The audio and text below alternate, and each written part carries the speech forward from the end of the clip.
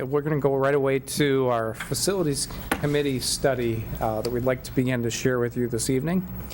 And it's amazing that 11 months ago, nearly a year ago, we started our facility committee process. And we began, like we do with a lot of our good IB work, with a good question. The question we started with was, for our current kindergartners that are in both of our elementary school programs, are we ready with our facilities for the next 12 years? And we quickly, it didn't take us too many meetings to discover that we're not ready. And then what was most interesting is that we, during the course of our study, found that we weren't ready for some of our earliest learners, even before kindergarten, so our question expanded. As a part of our process, after about 10 months within the study, we surveyed 400 community residents to do a test of all of our work. We had some general recommendations by that point, but we really wanted to ask about some of our key points regarding our whole district process. The very first question, just coming right out of the chutes within that phone survey, was to say if we were to come out to the community for a request, a bond request later this spring, would you support that request? 49% of our community said we want to support our schools and we favor that request. And then we got more specific within the facility survey itself. We asked about repairing or replacing aging heating and ventilation systems, and 82% of our community said, absolutely, we want to keep our system strong. We asked about repairing aging roofs. 81% of our community said yes, we would vote to support that. To increase our science, technology, engineering, even the arts and math, 80% of our community said, we want you to invest in those programs. And we want, in question 10 here, it said to build new classrooms to accommodate enrollment growth. 67% of the community said, yes, we want to allocate funding there. And upgrading the high school library had 63% support. We also asked, and this was the pre-Connecticut shooting time, about upgrading our surveillance and security systems. 61% of our community said yes. I think that number today would be even higher.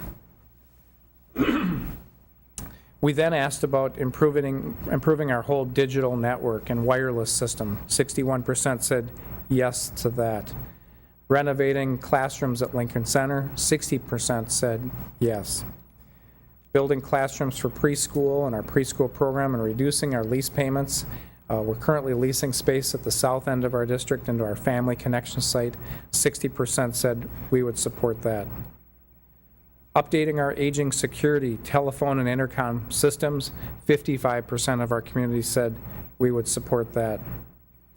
And the fact that we have studied this facility, all of our facility needs, every Monday at 4 o'clock for the past 11 months, 53% of the community said that would matter to me before I went to the polls.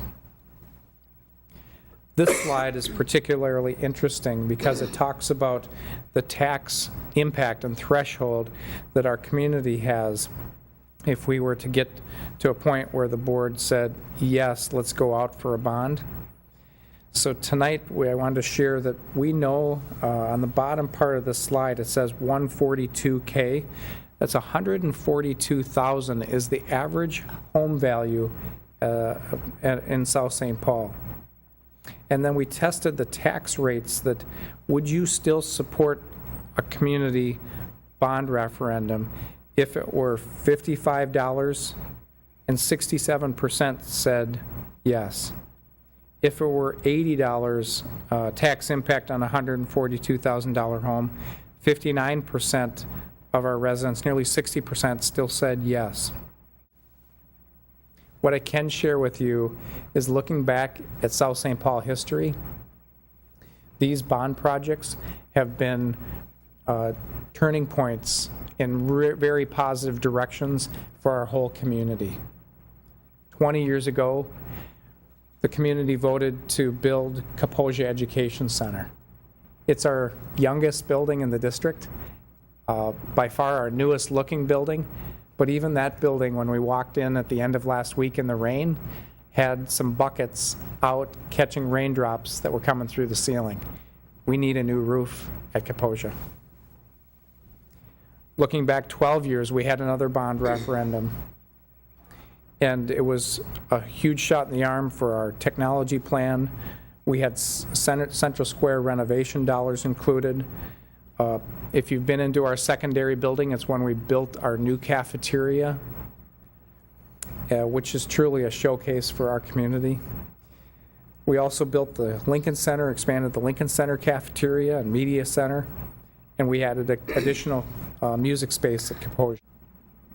Within our process, we have now packaged within deferred maintenance, and I'll read through just a couple of the key items from Kaposia.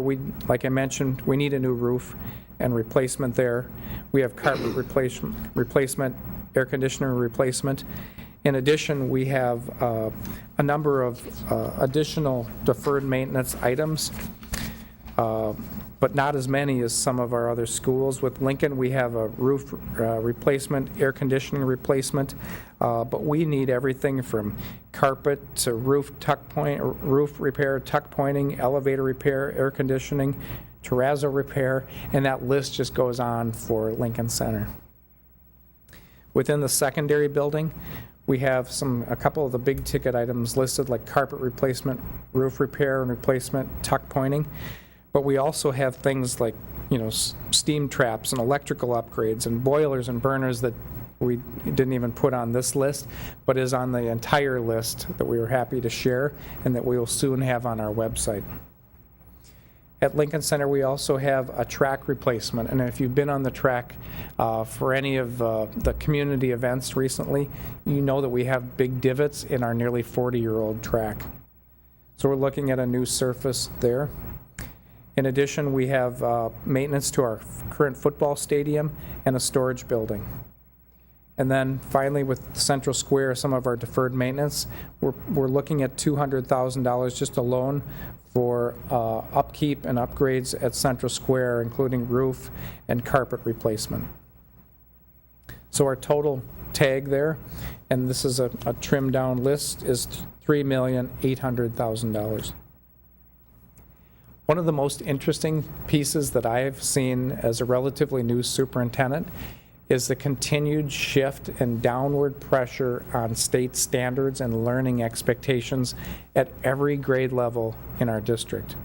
What we saw at the start of this year was the educational shift with our Inver Hills partnership coming into our secondary building. The good news is that we have 20 students enrolled in the 2-year AA degree partnership with Inver Hills. That's great news. Money that those students will save as they graduate from the high school and enter college as a junior in college. But just as that shift is pulling down the standards work, so is what was our 7th grade is really what current 6th graders are experiencing. And what was our kindergarten is truly now what 4-year-old programming is.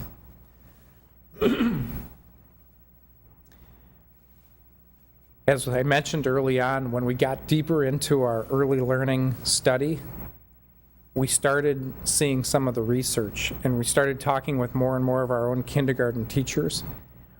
What they are sharing with and what the state's statistics share is that 50% of kids coming to kindergarten programs aren't ready for kindergarten. What we're seeing even in South St. Paul here is that an increasing number of kids coming into kindergarten can't recognize a number or a letter or where to start reading a sentence in a book, and sometimes even how to hold a book. That to me is a crisis.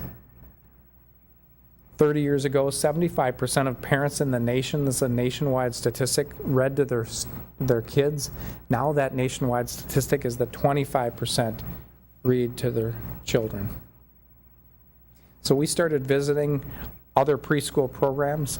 We had a recommendation from the Department of Ed to go see North St. Paul. And now we're looking at options of all-day preschool or lunch that could be provided for at-risk learners that come to our preschool programs. But our current dilemma is that we have no space to serve any additional early learning students. Therefore, part of this plan is to build an addition at the south end of Kaposia to move our current 4-year-old programming from Family Connections to Kaposia. Another part of this plan is to remodel the locker room area at Lincoln Center to increase additional classroom space, thus making additional space also for our earliest learners. In addition, we're also looking at 6th grade and 6th grade standards. We know that if the 6th graders are best served with specialist instruction to meet those standards, the school in our district that has those instructors is our secondary building. So we're looking at a transition, excuse me, for 6th grade into our secondary site as a part of this recommendation. And this would link our 6th, 7th, and 8th grade core areas in a combined space at our secondary building.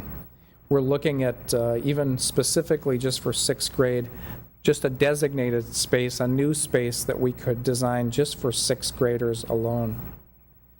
We currently have the space that's located directly behind our auditorium that we've referred to for many years as Heritage Hall. That was our old gym, our basketball arena from years ago, which became our old cafeteria, and now is a predominantly multi-use space. This also has some theater storage as a part of it. We're looking at a basement storage area where we can house some of our theater storage, but also a first floor multi-purpose room that could be used during the day by 6th graders, and then 2nd and 3rd floor, a handful of classrooms on a remodeled Heritage Hall addition.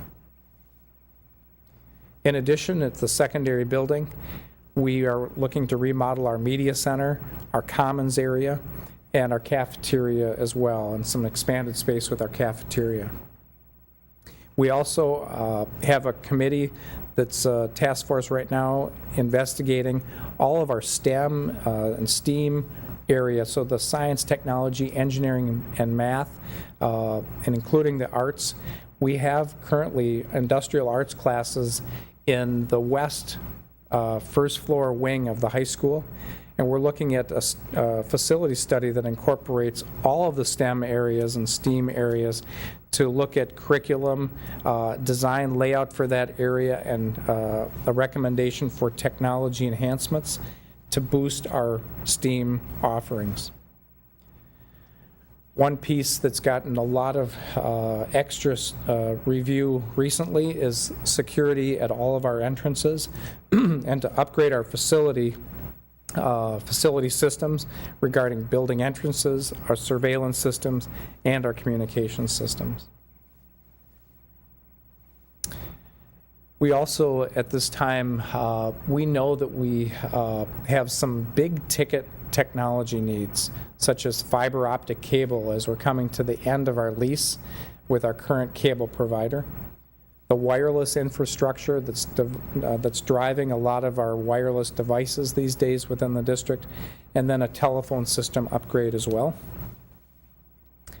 And I mentioned this briefly earlier, but we are looking at leased spaces and our commitments at Family Connections, but also a purchase of our district office building. We've been renting that facility for a number of years, and we're recommending as a part of this plan to make a purchase of that space. So what's next? We bring this recommendation to you tonight to begin your board conversation over the next few weeks. We also will look to begin continuing to engage with our community in the months throughout the spring process here. But we really want to bring it in front of you tonight so you can make your next decisions to then eventually bring it out to the community, and we hope eventually a community vote late in